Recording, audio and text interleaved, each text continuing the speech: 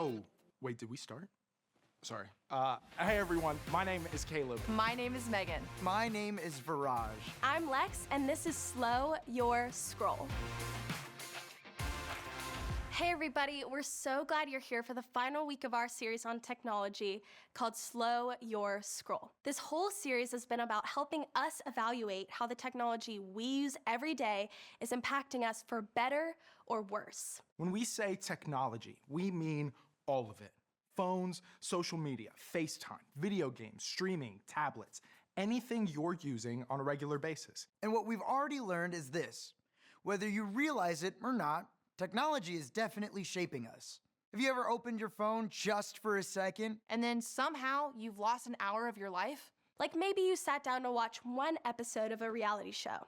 And look, I mean the harmless kind, where people are baking cakes, Surviving on an island. Flipping houses. Or finding true love in the most dramatic way possible? You tell yourself, oh, just one episode. Then suddenly you're being asked, are you still watching? And honestly, that question feels just a little bit judgmental. or maybe for you, it's online gaming. You log on planning to play one game with your friends, But then somebody says, let's try one more, and then maybe another. Before you know it, you've spent 2 hours pretending to run a pizza shop, escape a prison, and survive a natural disaster. All before doing your homework. or this one gets me every time, YouTube Shorts. Not even just the how-to videos, just the completely random things the algorithm somehow knows you're gonna watch. One short becomes 20, and suddenly you don't even remember what you originally opened your phone for. Then there are group text. You check one notification and suddenly there are 147 unread messages. And half of them are just people sending LOL, random memes, or for whatever reason, reacting with the skull emoji. I bet you can relate in one way or another. And here's the crazy part. None of those things are necessarily bad. Reality shows are not evil. Video games aren't evil. YouTube shorts aren't evil. Group chats aren't evil. But if we're honest, sometimes we give so much time, attention, and focus to things that don't actually help us to become who we want to be. And what fills our minds starts shaping our hearts. What consumes our attention starts influencing our thoughts, our attitudes, and even our relationship with God. And what makes it so confusing are the mixed messages we hear all the time. Our teachers, they tell us to stay off devices, but then assign homework that has to be done digitally. And our parents go on and on about how bad phones are, but they're the ones who gave us the phones in the first place. We hear about how screens can rot our brains, but the people saying that are also always on their phones. People talk about how bad social media is, but they're still posting every day. It's confusing, right?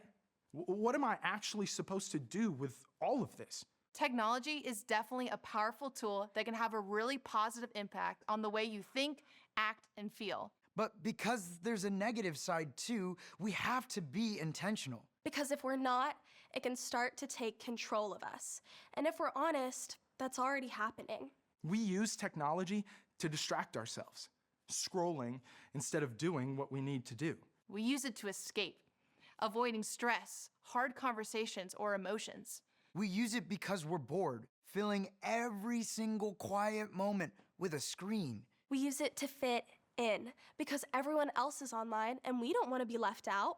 And while that isn't always the result of technology, it is a result we run the risk of getting if we don't figure out a better way to engage with the devices, media, and platforms available to us. If we're not paying attention, they can lead us somewhere we didn't intend. Because over time, the impact shows up.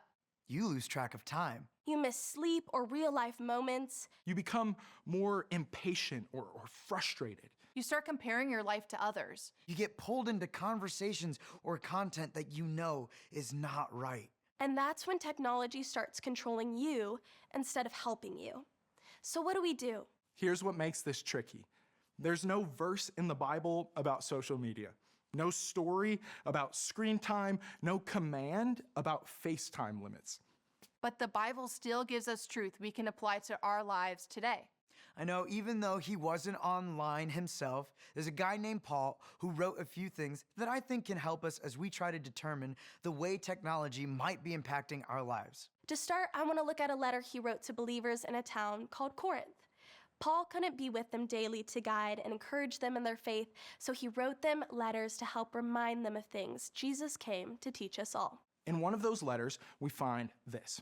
I have the right to do anything, you say, but not everything is beneficial.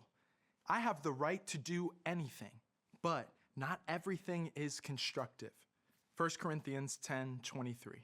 Paul wasn't talking specifically about technology here, but the truth behind what he's saying can still apply. Hey, I know you have the freedom to do whatever you want. But just because you can doesn't mean you should.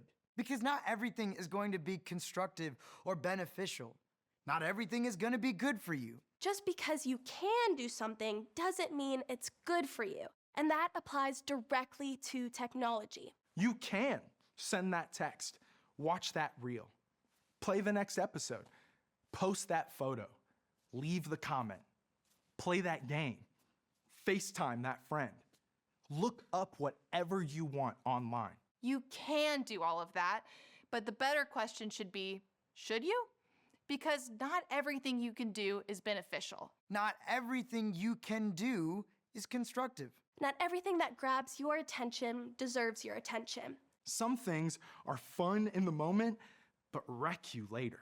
Some things waste your time more than they help your life. Some texts damage relationships. Some videos expose you to things you shouldn't see. Some posts are meant to make others jealous. Some comments tear people down. My point is, while you may not make all the rules around technology in your life, that doesn't mean you don't have control. And that's a big deal, because that means you have the power to control your technology. Don't let it control you. You can choose to stop watching when it's time. To log out when something starts affecting you negatively. To leave a conversation that's going in the wrong direction. To walk away when you're tempted to search or watch something you shouldn't. You have more control than you think. So, control your technology. Don't let it control you. So what does that actually look like in your life? It starts with being honest. It starts with taking a second to ask yourself, or even asking someone in your life that knows you very well. What is my relationship with technology right now? Am I using it to distract, escape, or avoid things? Is it changing how I think or speak or act? Where do I have the hardest time walking away? No one else has to answer those questions. You just need to be real with yourself. Because once you're honest, you can start making changes. That's where boundaries come in. Not just the rules someone else gives you, but choices you make to help yourself stay in control. Maybe that looks like putting your phone in another room at night so you actually sleep. Maybe it's asking for help setting limits on games or streaming. Maybe it's muting or leaving the group chat that you know always leads to some drama. Maybe it's deciding not to comment or DM for a while. Maybe it's avoiding certain apps or situations where you know you struggle. And here's what's important. It isn't a one-size-fits-all. What's hard for you might not be hard for someone else.